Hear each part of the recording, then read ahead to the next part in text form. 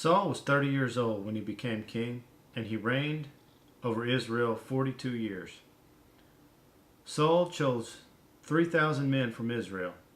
2,000 were with him at Michmash and in the hill country of Bethel, and 1,000 were with Jonathan at Gibeah in Benjamin. The rest of the men he sent back to their homes.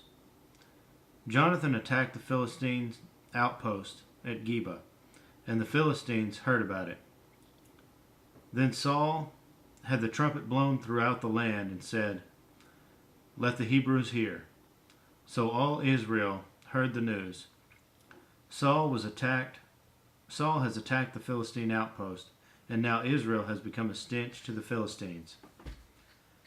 And the people were summoned to join Saul at Gilgal. The Philistines assembled to fight Israel with 3,000 chariots, 6,000 charioteers, and soldiers as numerous as the sand of the seashore. They went up and camped at Michmash, east of Beth-aven. When the men of Israel saw that their situation was critical and that their army was hard pressed, they hid in caves and thickets, among the rocks, and in pits and cisterns. Some Hebrews even crossed the Jordan to the land of Gad and Gilead. Saul remained at Gilgal, and all the troops with him were shaking with fear. He waited 7 days, the time set by Samuel, but Samuel did not come to Gilgal, and Saul's men began to scatter. So he said, "Bring me the burnt offering and the fellowship offerings." And Saul offered up the burnt offering. Just as he finished making the offering, Samuel arrived, and Saul went out to greet him. "What have you done?" asked Samuel.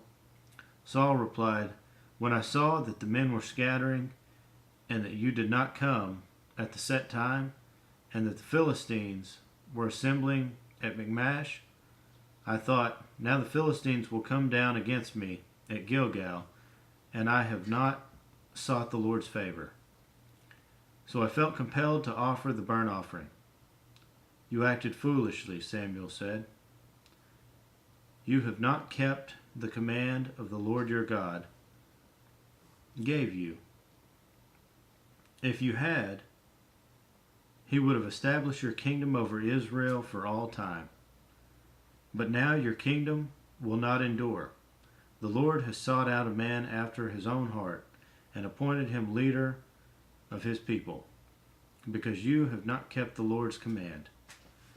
Then Samuel left Gilgal and went up to Gibeah in Benjamin, and Saul counted the men who were with him. They numbered about 600. Saul and his son Jonathan and the men with them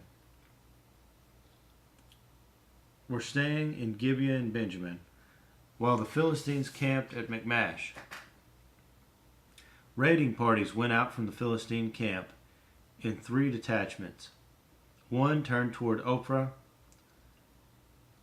in the vicinity of Shaul, another toward Beth-horon, and the third toward the borderland overlooking the valley of Zeboim, facing the desert.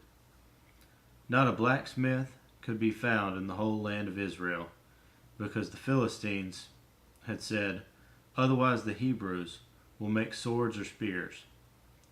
So all Israel went down to the Philistines to have their plowshares, mattocks, axes, and sickles sharpened.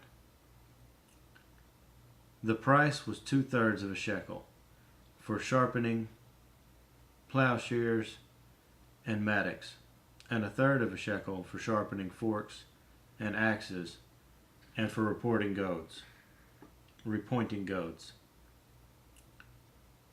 So on the day of the battle, not a soldier with Saul and Jonathan had a sword or a spear in his hand. Only Saul and his son Jonathan had them. Now a detachment of Philistines had gone out to the pass at Michmash,